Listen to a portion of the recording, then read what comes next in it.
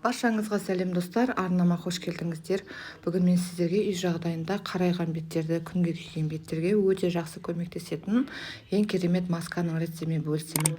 Ол үшін біздерге аспирин қажет болады, және де осындай айран керек болады.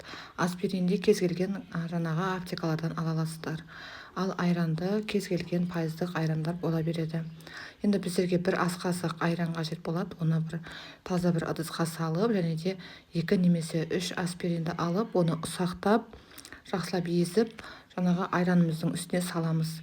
Және де оны бір араластырып, оны аптасына 3 рет қолдануға кеңес беремін. Тек қана түнгі уақыттары қолданыңыздар. Өте жақсы көмектеседі. Мен оны өзім нәтижесін көргендіктен сіздерге бөлісуді жөн көрдім. Енді сіздерге келесі маскамды көрсетемін. Ол үшін бізге крахмал, картоп крахмал және де ұн, бір ғана қияр қажет болады. Осы қиярымызды жақсылап жуып тазалап, оны үккіштен өткіземіз.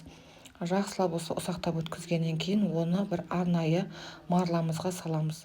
Марлаға салғаннан кейін оның сығып, таза бір ыдысымызға суын сығып аламыз. Міне осылай суын сығып алыңыздар. Бұл маскада өте жақсы көмектеседі. Аптасына 2 рет қолданыңыздар, тек қана түнгі уақыт. Енді осы қиярымыздың суына жаңағы біраз қасық ұн салып, және де картоп крахмалын салып, жақсылап араластырып, аптасына 2 рет түнгі уақыт қолданыңыздар. Тек қана түнгі уақыт. Жақ болғаннан кейін 20 минуттан кейін беттеріңізді жуып тастаңыздар. Сіздер жасап көріңіздер, сау болыңыздар.